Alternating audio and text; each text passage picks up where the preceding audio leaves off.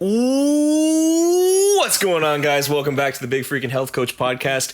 I'm Big Freakin' Neil, and I'm joined, of course, every freaking week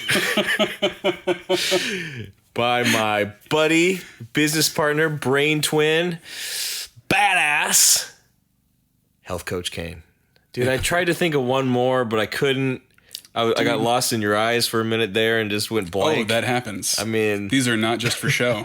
I experience it all the time.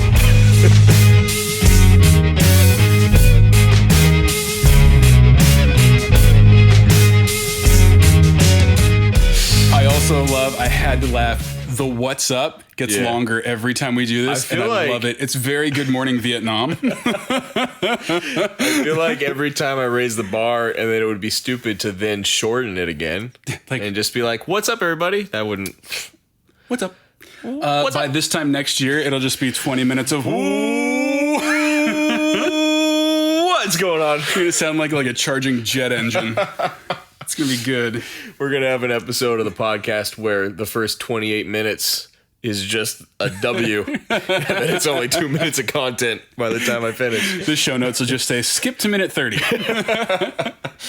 Oh my gosh. What's going on, man?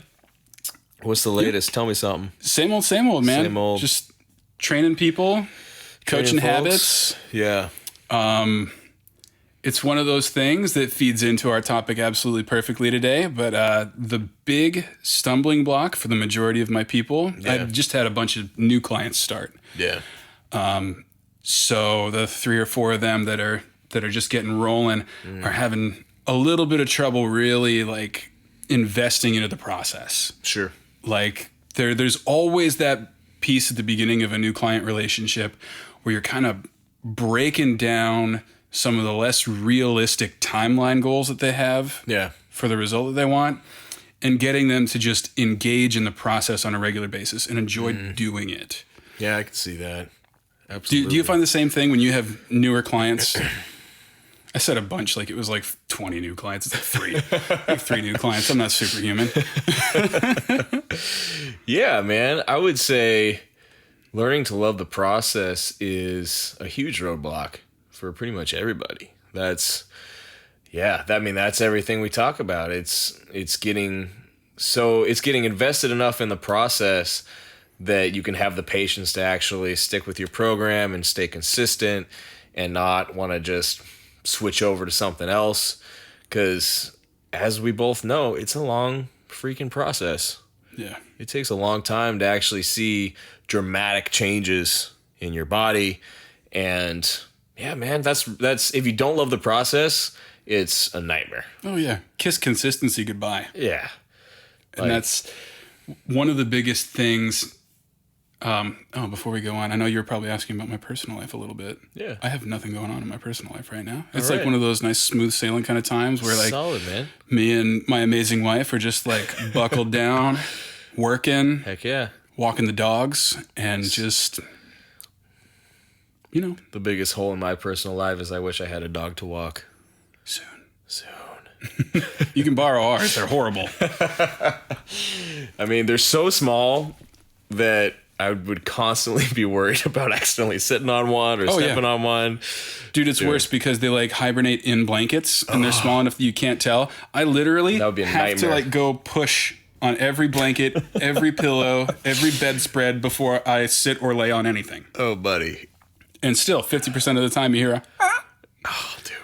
It's okay. I would just feel... Yeah, all I did was poke you a little bit. You're fine. Dude, quit whining. I would They're feel so spoiled. Anxiety 100% of the time just sitting down on the couch. I would be so worried.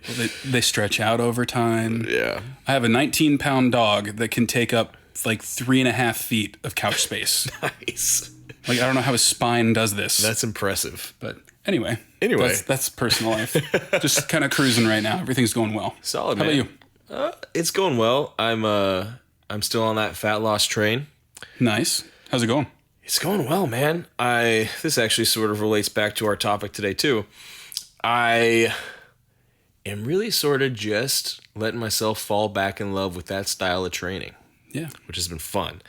So, as many of you probably know, I've been training like a powerlifter exclusively for at least a couple of years now, where my programming for myself is very, very simple.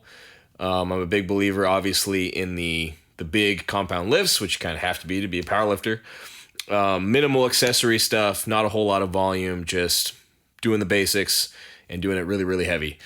But as my goals have kind of shifted, I'm allowing myself to sort of adopt a little bit more of a bodybuilding routine, a couple of days a week. Nice. So right now, I'm training 5 days a week. 3 of those workouts are still very much powerlifting style workouts, with maybe the only difference being maybe I'm doing a couple extra accessory lifts that I wouldn't be doing normally. Mm-hmm. And then 2 out of 5 are straight up shoulders and arms bodybuilding style workouts, which is really weird. I haven't trained like that in a long time. I did lateral raises yesterday. Did you? I sure did. Wow. I did 2 lateral raise variations yesterday, which I haven't done a lateral raise. It's been a minute. Yeah. It's been a hot minute. Dude, it's kind of fun to just get a little shoulder pump going, though. It is fun, dude. I'm enjoying it. I've also started doing cardio. Like, I'm really buckling down on that too. Nice. I just added in 3 cardio sessions per week as sort of my minimum. Mm-hmm. And then my wife is kind of on a walking kick too. So whenever she, like after work, she'll suggest we go for a walk, then that'll just be an extra one whenever she does that. So there's some days when I'm doing cardio twice a day, but 3 days a week is my minimum at the gym, and then the rest is just sort of gravy. Nice. But yeah, man, I really like it because it's difficult. I'm a big fan of that. I think, like, I can't think of a really good justification for having lateral raises in my program, but the fact that it makes my shoulders burn like hell, and it's really hard to do 15 reps of lateral raises, that makes me want to do them more, which I think kind of circles back to loving the process. Yeah. And staying motivated and letting your love of the process sort of fuel your training program. So let's dive into that, man. I want to hear the 3 steps, the 3 practical steps that a person would have to take to learn to actually fall in love with the process. Because for those of you that are listening that are beginners, or you've been at it for a while, but you're not really loving it yet, that can sort of sound like a foreign concept, I think, to a lot of people. So let's break it down. Yeah. Where to even start? So I think there are a couple concepts that are important before we go and get into the stepwise motion of things. I think number 1 is that most people adopt a exercise program with a short-term goal in mind. Sure. And that can kind of put you on the opposite side of the fence from wanting to enjoy a process when it comes to it. If you're just solely in it for the result, the daily process seems more like a checklist than anything else. Sure. So I'd encourage people, first of all, even if you do have a short-term goal, start approaching it from a more like, yes, I'd like to meet that goal and continue to sustain it. This is going to be a new part of my life. Right.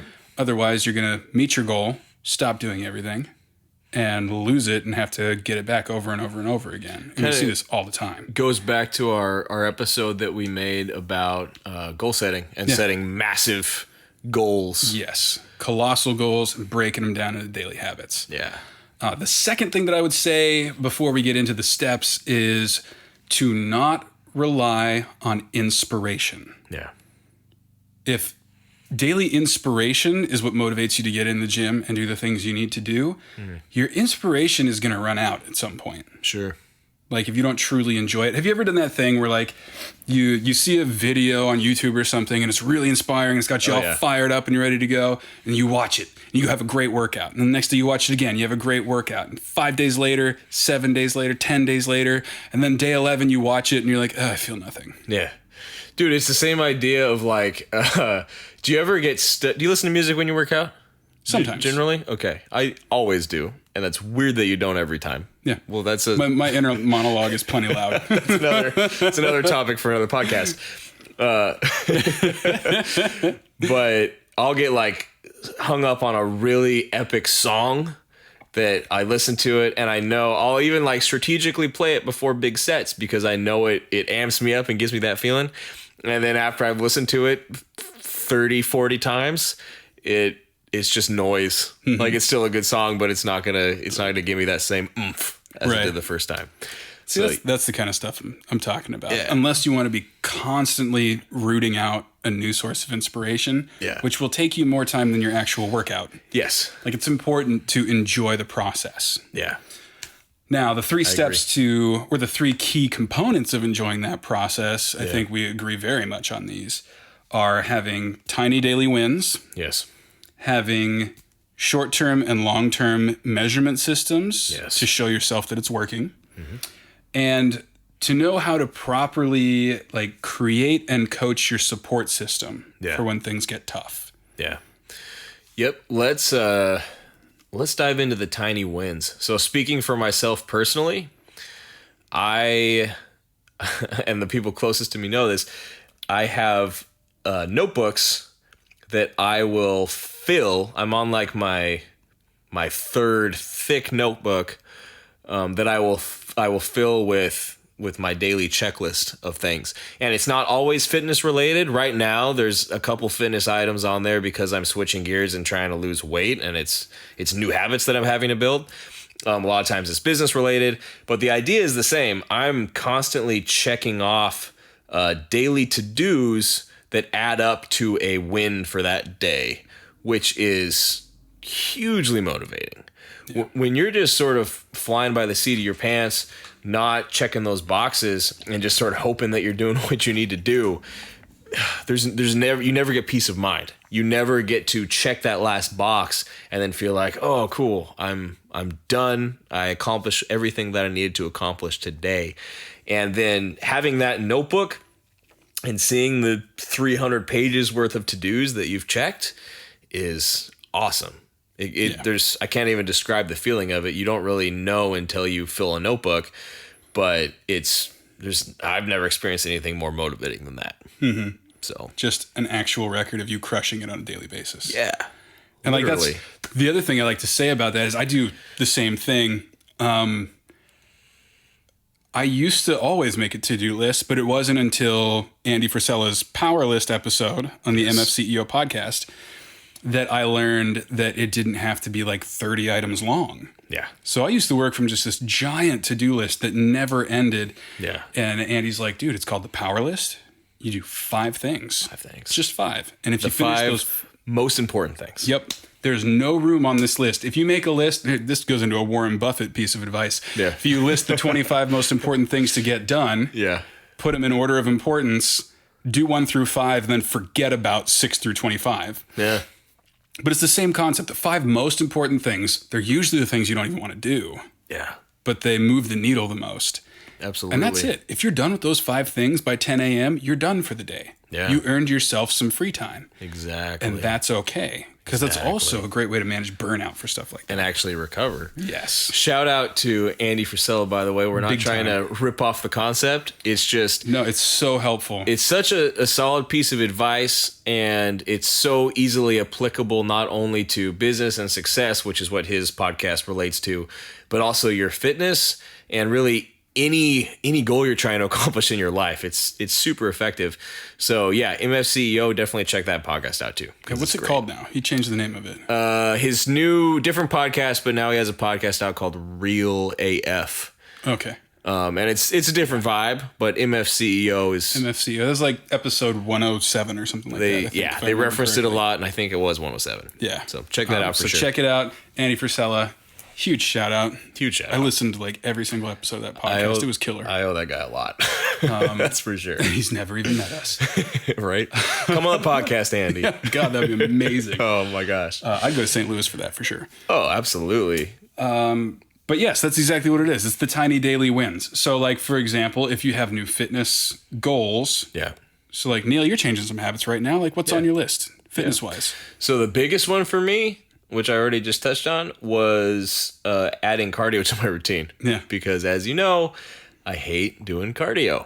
You and everyone we know. And every sane person that we know. But I know because I'm so dialed into these lists and I've been making them for such a long time now that if I add it to my list, it will get done. Yeah. I know that for a fact. Before your head hits the pillow, it will get done. Exactly. Because I refuse to write an L at the top of that page and not have a victory for the day. Exactly. I can't wrap my head around that. So yeah, that was actually the main thing that I added to my list because I'm already in the habit of working out. So having that on the list would be a waste of a slot. Takes up a slot. Takes up a slot. And it's not doing anything for me. I'm already in the habit of tracking my food intake and all that stuff. So I'd already built a lot of the habits, but cardio was a big one that I definitely was not in before. So it's good. Adding that to the list has definitely helped. And that's how that works. And like it leads into a certain amount of self-efficacy in that every day you did this thing for yourself. Yes. You showed up for you. You did something new that is uncomfortable that will improve your life in a way that you want. Yes. And that breeds more confidence. That breeds more motivation. That helps you stick with the consistency because you're becoming an unstoppable machine. Yeah. And that by itself, regardless of whatever your fitness goal might be, having that mental ability to build a ongoing habit like that for yourself is huge. Let's give an example for people since our mission with this podcast is always to provide the most actionable practical advice. Let's give an example of 5 list items that somebody would have, say, if they're trying to lose weight. Off the top of my head, I would go sleep 7 to 9 hours. I was just about to say sleep. Boom. Number 1. Number 2, track my food. Boom.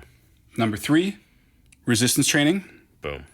And that can be as short as 20 minutes if you're just getting started. Yeah. But if you want to make it a daily habit that you show up to the gym, do that. Yeah. I would say another good one that's in a little bit of a different vein would be consume positive fitness related content. Yes. I.e. this podcast. We could be a list item. So that's 4. And I would say, we'll get more into this later, but I'd say the 5th one is if you have someone in your support structure that you can be accountable to on a daily basis, especially as you're just getting started. Yeah. Put, for number 5, check in with whoever. Boom. On completion. Boom. And then you just put that W in the corner of that page, circle it. You're done. Flip it to tomorrow. There you go. And that you string together 4 weeks worth of days like that, you're going to have so much momentum and motivation that you won't even be thinking about how motivated you are. Like it'll just be, you'll be dialed in. Yep. At that point. Cruising. Agreed. Number 2. Let's talk about it. I think progress measurement is a big one because you want to be doing you want to be nailing these daily wins, but you also need a means of tracking that it's working. Yes. If all you're doing is checking boxes in a notebook and you're not evaluating what's actually changing, then you don't know for sure that it's working. So it's good to have different means of measuring both short-term results and also long-term results. Absolutely. So let's start with the short. My favorite measurement system for short-term results are always performance-based measurements. Every time. So the fastest results and the fastest changes that you will see is your performance in the gym. That means how much weight you have on the bar, how many reps you're able to do with the same weight. So when stuff like that improves, that's a great way to measure how effective your program is. For sure. And there are a ton of different ways that you can measure progress there that will change from one workout to another. Absolutely. Like you mentioned, there's obviously load on the bar. There's number of reps per set. There's number of sets. Yeah. There is rate of perceived effort for the same sets, reps, and weight. Correct. If you do the exact same thing as last time, but it feels easier, you've made progress. There is rest time between sets. There is recovery time after your workout. Like, need I go on? Yeah, there's so many ways. Even even quality of reps. Like, let's say mobility wise, you struggle to get your hips past your knees in the squat, and Now you're doing it pain-free. That's progress. It's huge. That's It's massive. amazing progress. Yeah. Yeah. So, Absolutely right. what would you say would be the best means of long-term results? Because as we've already touched on, actually seeing dramatic changes takes a really long time. Yes. So how do you wrap your head around that? It depends a little bit specifically on your goal. Sure. Since 90% of fitness goals are weight loss related, we'll go with that. Yeah. I would say that my favorite for long term are pictures. Sure. You don't have to share them with anybody if you don't want to. A lot of people don't like to. That's fine. But you need to take a picture of how you look day one. Yeah.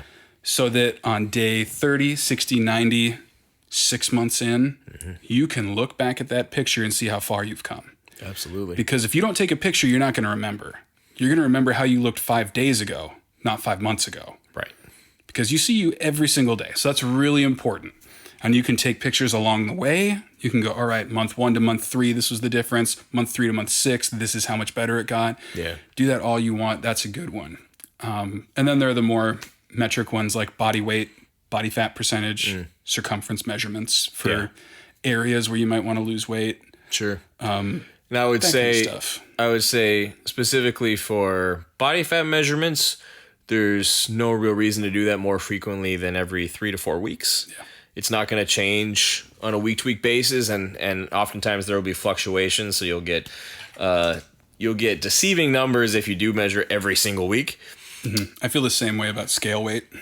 Absolutely. Just body weight on the scale. Absolutely. It can change by as much as 8 pounds overnight, depending on your food, sleep, and exercise. Yeah. And it doesn't mean that you actually lost or gained any fat. I mean, I did a 3 or 4 or 5 day water cut for my last powerlifting meet and lost 16 pounds in that time. It was insane. So it's your weight fluctuates a lot. Even just dehydrated weight to hydrated weight can be like a 7-pound difference for the average person.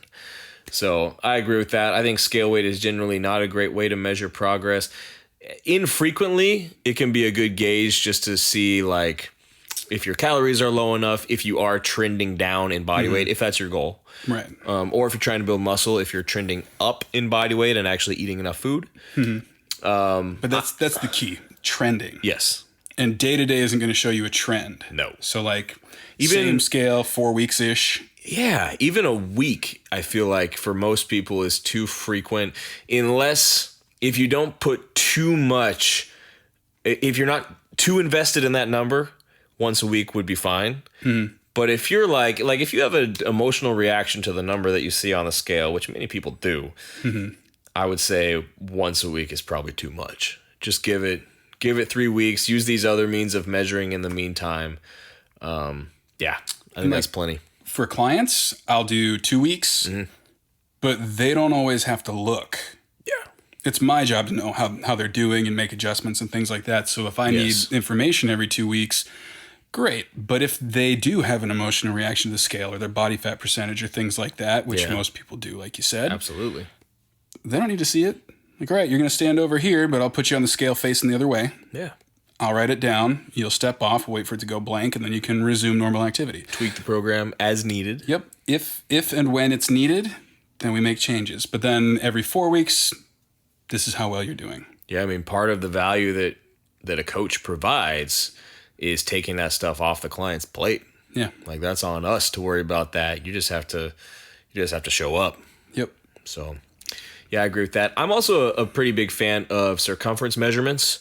Also on a semi-frequent basis, like 2 to 3 weeks would be a good gap between measurements. That does take some time to change, but the good thing about a circumference measurement is that you can measure like a fraction of an inch and still see the change. Yeah. So if you lose a 1/4 inch on your waist over the course of 2 weeks, which is reasonable, Yeah, it's great. then that's a great measurement tool to see that you're actually losing body fat. For sure. So Nice. all right, man. So we've covered daily wins, which is a huge one. Measuring progress as a result of those daily wins, frequently and infrequently. What's number 3? Your support system. Because in every single program, without exception, there are plateaus. Yeah. It's part of the process because progress isn't always linear. In fact, it's usually not. It looks kind of like a stock market readout. And it'll trend in the right way, but there are going to be times when you look at your weigh-in, body fat photo, whatever it is, and you're going to be like, crap, this is really hard. And like, maybe I didn't finish my 5-thing list yesterday, and I'm just really not inspired to do this right now. I need to reach out to someone who's going to help keep me on track. Absolutely. And those people are very, very important. And I encourage every single client I have to identify those people ahead of time. Yeah. We haven't even started yet. You haven't scheduled your first session. We haven't exchanged any money or programming. Who are your 5 people that are your top 5 to talk to about this? Yeah. I'll take one of those spots if that's who you want me to be. If you don't want me to be that person, we just met each other. That's fine. Yeah. But you need 3 to 5 people because not everybody's available all the time. Sure. And that's really important. Selecting those people is also very important because it can be easy to take your really sarcastic group of friends and say, oh, those 5 guys. Right. Those guys will be the ones. But if I'm feeling really crappy and all they're going to do is be like, well, yeah, of course you're not lifting more weight. Look how tiny you are. Yeah, exactly. Like, look at your baby arms. Yeah, dude, of course. Like, yeah. that's not going to be helpful. No. So pick 5 people that will support you. Yeah. And then realize that they're not always going to know how. So you might have to coach them ahead of time on how best they can support you. Yeah.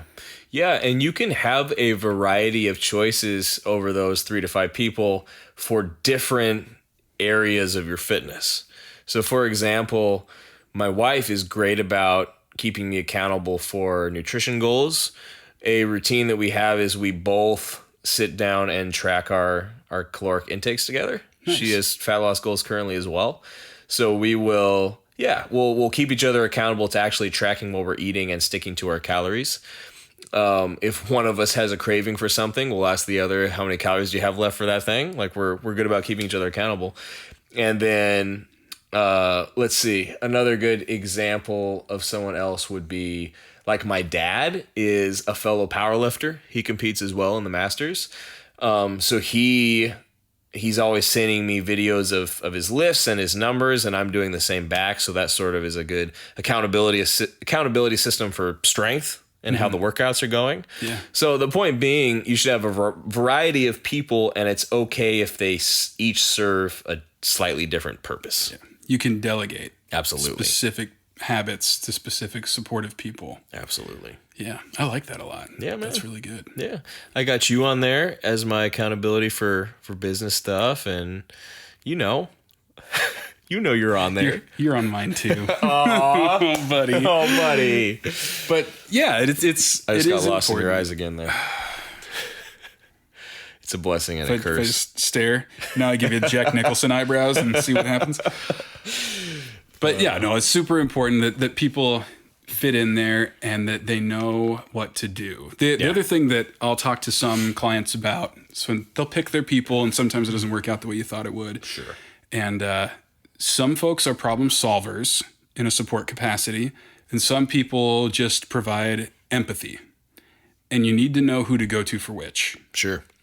So like if it's just really tough right now, you're doing what you need to do, but you're just struggling with it, you don't want to go to the problem solver. Right. Because they're going to go, yeah, sounds like you don't have a problem. Yeah. Sounds like you're getting it done, and that should be enough for you. Yeah. Whereas if you have an execution problem, the empathizing person is going to be like, no, I totally get it. You definitely deserve a day off. Right. Instead of, well, it sounds like you just don't want to do that thing that you said you'd do. Yeah. So maybe you should get that done. Out of curiosity, which of those categories do you fall into personally for people? I'm usually the problem solver. Same. I wish I was more empathetic. I know. I wish I were both. Yeah, I would love to be able to just flip into, oh my God, I would love to emotionally support you right now. But usually I'm like, okay, so which part of the process has a monkey wrench in it? Exactly. Let's workshop this. We'll get you back on track. Yeah. And that's sometimes not what people are looking for. I'm getting a little bit better at doing that. I like to think I am too. Hopefully that's true, and I'm just not just wishing that I was getting better. I mean, it kind of goes with our jobs too. As a coach, problem solving is a big part of the job. Like, oh, something's breaking down somewhere along this system. Let's figure out exactly where it's breaking down and fix it. That's a big part of what we do. Well, and that's also like the way most questions to us are framed as well. Sure. So it's not just like people are like, I'm just having a really hard emotional time. And we're like, screw your emotions. Here's how the system works. Well, yeah. Like people usually come in, hey, I have this problem. What do I do? Exactly. So like, Yeah.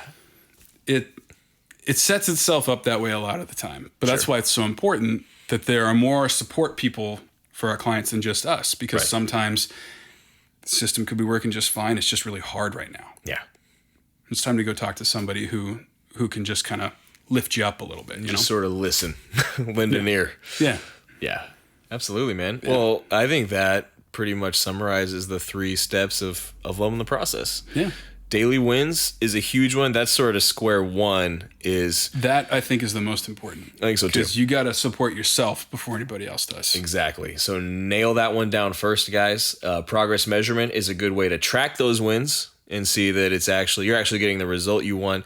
And if you need to tweak your list a little bit from step 1, and then step 3, make sure that you have that support system behind you.